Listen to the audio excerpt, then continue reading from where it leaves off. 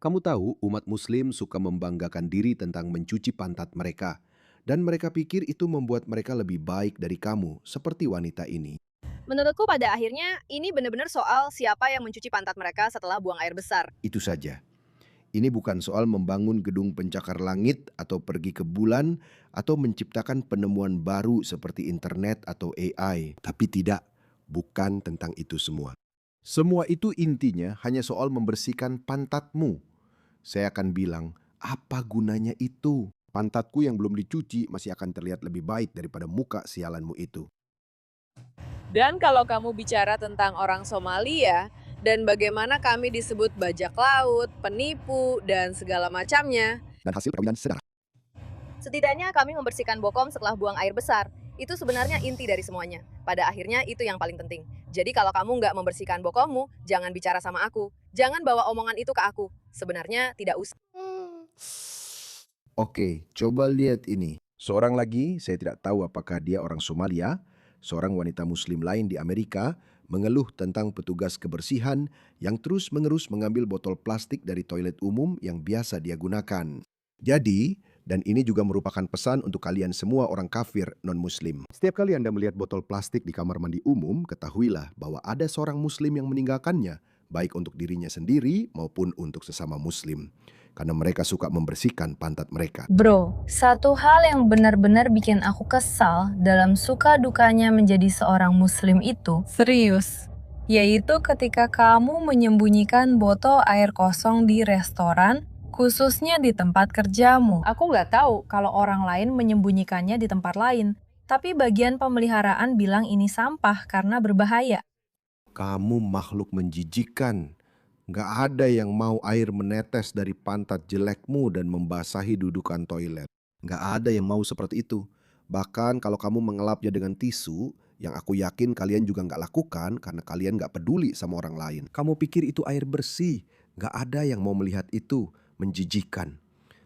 Sekali lagi, budaya itu gak bisa dicampur guys. Kita gak mau mereka. Ini alasan lain kenapa kita gak mau mereka. Gak apa-apa kok, kita memang gak mau mereka. Deportasi hanya karena alasan ini saja, ditambah dengan sejuta alasan lainnya. Usir mereka, Saudaraku, ini bukan sampah. itu sampah. Aku tahu, ini sampah. Akan aku buang ke tempat sampah. Sekarang, apa yang kami anggap sampah, kami tahu kalian tidak menganggapnya sampah. Sampah kami adalah harta karun bagi kalian. Ya ampun, masa seorang gadis ingin menjalankan agamanya? Silakan jalankan agamamu di negara dunia ketiga asalmu yang bobrok itu. Ya ampun. Seorang gadis hanya ingin membersihkan pantatnya. Tidak, aku tidak peduli pantatmu kotor atau bersih. Kami benar-benar tidak peduli. Kami tidak mau memikirkan pantatmu. Iya. Apa ini? Apa ini? Aku cukup yakin, bahkan saat bersih pun, tidak ada yang mau menyentuhnya. Ya. Apa ini teman-teman? Apa ini? Apa ini? Kami tidak mau ini. Apakah ada orang lain yang mau melakukan ini? Ini benar-benar susah di sini. Kalian tahu maksudku? Perawatan. Jangan ganggu botol air itu. Tidak, pergi ke tempat busukmu itu. Tidak mau mereka. Teman-teman, ada alasan lain. Deportasikan orang-orang ini. Dan lihat ini. Kenapa? Kenapa orang-orang menerima ini? Lihat ini teman-teman, lihat ini. Kenapa orang-orang menerima ini? Lihat wanita ini. Selamat pagi New York. Semua orang ucapkan Eid Mubarak pada hitungan ketiga. Satu. Aku benar-benar berharap orang-orang tidak mengucapkan Eid Mubarak. Aku sangat berharap begitu. Tapi ini New York, kamu tidak pernah tahu. Mungkin ada banyak orang woke. Mereka mungkin akan bilang, ya Eid Mubarak. Mereka toh memilih Mamdani. Dua, tiga. Eid Mubarak. Terima kasih. Apakah kamu sudah mengatakannya? Aku rasa bahkan temannya pun tidak mengatakannya. Apakah kamu sudah mengatakannya? Kenapa mereka begitu dibuat-buat? Kenapa? Kenapa mereka begitu menyebalkan? Mereka benar-benar menyebalkan guys. Lihat ini. Lihat orang Maroko ini. Di mana itu? Apakah itu di Amerika? Aku nggak tahu. Mari kita cari tahu. Assalamualaikum, semoga kalian bisa mendengarku. Lihat ini teman-teman, ada sesuatu di sini. Kalau dia duduk di kursi, itu bagus. Tapi kalau dia nggak duduk di kursi dengan benar, bagaimana? Ayo, tunjukkan sesuatu. Ya Tuhan, Muslim ini, Muslim Maroko ini, memberitahu pria lain, bukan hanya Muslim lain, memberitahu pria lain bagaimana cara mendandani wanita mereka. Wanita mereka, begitulah cara mereka memandangnya. Perempuan hanyalah milik mereka. Mereka memperlakukan perempuan seperti barang milik, dan pihak kiri mendukung orang-orang seperti ini. Mowin bilang, beri aku uang, aku akan membereskannya. Tidak ada masalah, semuanya jelas. Kita ambil jumlah minimumnya. Dia bilang, kamu bahkan harus mengikat bagian yang longgar itu juga, karena kamu tidak ingin itu tertiup angin, dan kemudian seseorang mungkin bisa melihat pergelangan kakinya. Dan itulah masalah terbesarnya. Itu masalah besar, teman-teman. Itu masalah besar, karena ketika pria muslim melihat pergelangan kaki wanita lain, mereka kehilangan kendali atas diri mereka sendiri. Mashikuses, Mesho, aku tidak tahu maksudmu.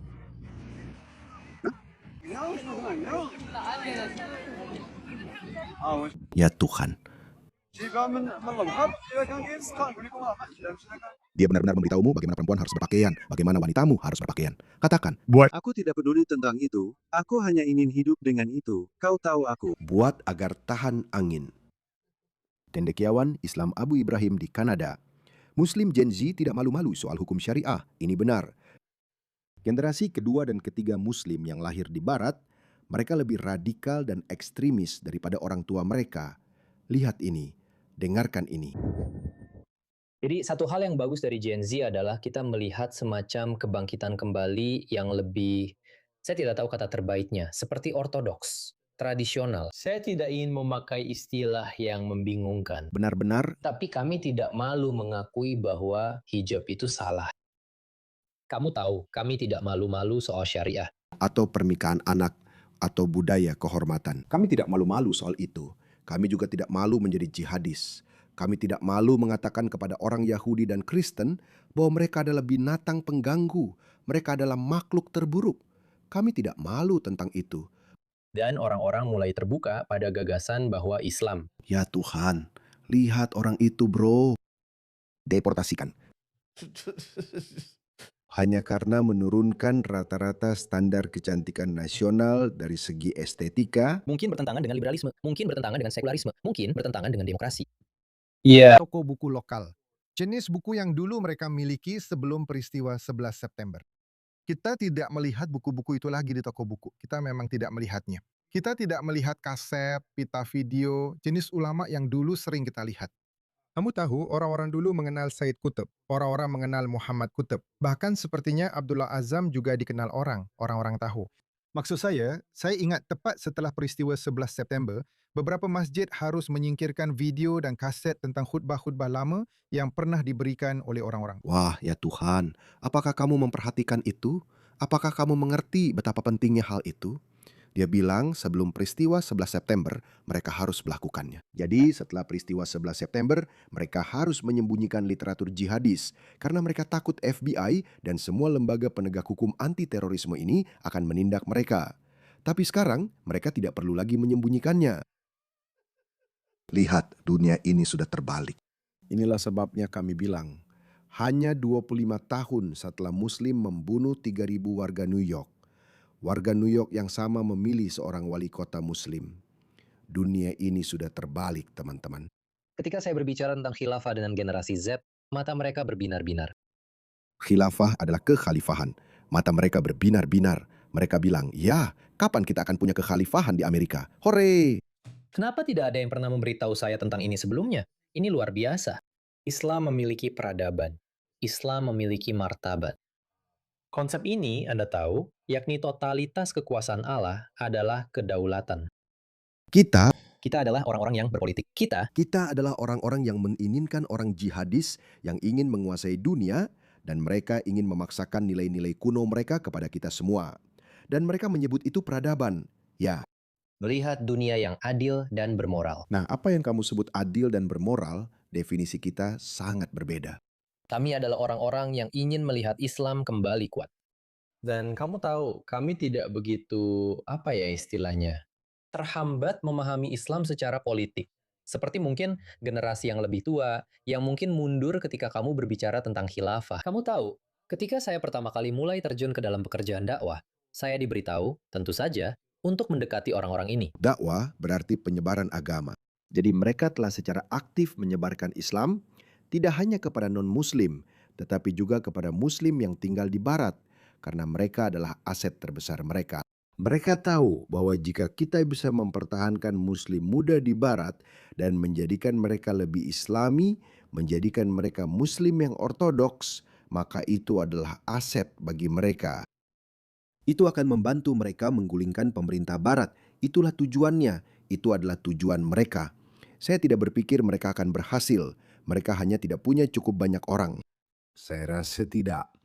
Tapi mereka akan mampu menyebabkan banyak penderitaan dan kerugian di negara-negara barat ini. Konsep dengan kebijaksanaan, seperti yang seharusnya, bukan mengecam hal itu. Tapi saya menemukan bahwa pada generasi Z, ada penerimaan yang jauh lebih tinggi terhadap istilah dan kata-kata seperti ini. Dan begitulah Nabi Shallallahu Alaihi Wasallam berbicara kepada para sahabat, dan begitulah beliau berbicara kepada Quraisy. Beliau berbicara tentang Islam dengan cara yang mampu menggugah imajinasi mereka. Kalian tahu, ikuti aku, dan kalian akan menguasai Persia dan Romawi. Itu saja. Itulah tujuannya teman-teman, menguasai, menggulingkan. Itu saja. Itulah tujuan mereka di sini. Dan kaum kiri yang bodoh justru merangkul ular itu. Kau tahu, ikuti aku, dan kau akan menguasai orang Arab dan non-Arab sekaligus. Siapa yang berbicara seperti itu hari ini? Siapa yang benar-benar menggugah imajinasi umat muslim? Siapa yang tidak segan bersikap lantang tentang kebesaran Islam? Mereka berani. Mereka tidak tahu malu. Mereka memberitahumu apa yang akan mereka lakukan padamu. Saya rasa ini satu-satunya waktu dalam sejarah. Saya sudah pernah mengatakannya sebelumnya. Adolf Hitler tidak akan pernah membayangkannya. Dalam mimpi terbesarnya sekalipun, dia tidak akan pernah membayangkan bisa mengirim orang ke Amerika Serikat di mana orang-orang bisa secara terbuka mengatakan hal itu. Hei, kamu tahu tidak, kami ini Nazi. Suatu hari nanti kami akan mengambil alih Amerika. Kami sedang merencanakan dan mereka akan melakukannya. Dan mereka terus menambah jumlahnya secara perlahan. Adolf Hitler pasti akan berkata, tidak, para komunis, tidak. Kita tidak bisa menyiarkannya. Kita tidak bisa menyiarkan ambisi atau rencana kita. Tapi mungkin ini satu-satunya waktu dalam sejarah ketika Barat membiarkan mereka menyiarkan ambisi dan tujuan mereka. Dan entah kenapa, kita tidak bisa berbuat apa-apa soal ini. Dakwah mereka adalah bentuk aktivisme politik yang menghasilkan berdirinya sebuah negara Islam. Ada hal-hal yang perlu dikatakan tentang apa yang harus terjadi di Gaza. Kabsa. Memang seharusnya begitu. Israel telah melakukan pekerjaan yang sangat baik dalam meratakannya. Ada pendudukan, dan pendudukan itu harus dihapuskan. Itu tidak bisa dilakukan hanya dengan membagikan permen lollipop. Harus ada tindakan. Ya, itu tidak akan terjadi. Dan itulah sebabnya Israel memahaminya. Kalian tidak akan memberikan mereka permen lollipop. Kalian sudah membuka kartu kalian pada 7 Oktober. Ya Tuhan, saya cinta Israel. Inilah alasan kenapa saya cinta Israel, teman-teman. Saya suka itu. Kerja bagus Israel. Berjuanglah. Mereka satu-satunya orang di dunia barat yang tahu bagaimana membela diri mereka sendiri. Mereka sudah melihat apa yang terjadi. Jangan mundur. Saya tadinya mau bilang leher, tapi saya akan bilang, jangan lepaskan kaki dari pedal. Jangan kehilangan momentum kalian. Terus lawan. Orang-orang ini akan membantai kalian hidup-hidup. Mereka akan merekamnya. Mereka akan menunjukkannya kepada seluruh dunia. Apa yang akan mereka lakukan terhadap kalian. Jangan biarkan mereka masuk. Jangan biarkan mereka datang. Jangan beri mereka sedikit pun celah. Barat memberikan mereka celah sedikit demi sedikit. Barat sedang kehilangan jati dirinya. Tapi itu hanya akan berlangsung sampai titik tertentu. Pada akhirnya beberapa orang akan bangkit dan mereka akan berkata, tidak, cukup sudah. Dan semua orang ini, semua orang yang terlalu percaya diri, orang-orang yang berani, orang-orang yang nekat, mereka akan dipulangkan kembali. Saya menunggu hari itu, mereka tidak akan berhasil. Tentara yang maju untuk mengakhiri pendudukan. Dan bahkan hari ini kan, seperti sudah ada upaya selama hampir 1 abad. Gerakan Islam 1 abad terakhir, HT, Ikhwan, JI, JT. Tapi sikap dari setiap gerakan haruslah bahwa kita yang mengambil, kita yang membangun garis waktu itu. HT adalah Hizbut Tahrir, JT adalah Jamiat Sesuatu. Kamu tidak menyebut Ikhwanul Muslimin, IM. Kita menganggap mereka sebagai proyek yang serius. Ya, kita tidak punya sikap seperti ini. Seperti kamu tahu, kita akan melakukan bagian kita, dan suatu hari nanti seorang Salahuddin akan datang dan menuntaskan pekerjaan itu. Tidak. Kita punya Salahuddin, mereka menunggu Salahuddin. Kita harus benar-benar menjalankan penyelesaian pekerjaan ini, karena kita tahu itu mungkin. Tidak. Itu benar-benar poin yang luar biasa. Saya setuju 100%. Maksud saya, menjadi bagian dari hampir semua gerakan yang Anda sebutkan, Saya pernah menjadi bagiannya. Jadi, Mereka secara terbuka mendiskusikan teman-teman apa yang akan mereka lakukan. Mereka secara terbuka menyiarkan tujuan dan ambisi mereka. Dan pihak kiri melindungi mereka. Dan entah kenapa, institusi kita tidak bisa menghentikannya entah kenapa. Saya punya firasat bahwa institusi akan berkembang, hukum akan berkembang, dan akan tiba saatnya kita memiliki gerakan politik baru yang akan berkata, tidak, cukup sudah. Itu akan terjadi.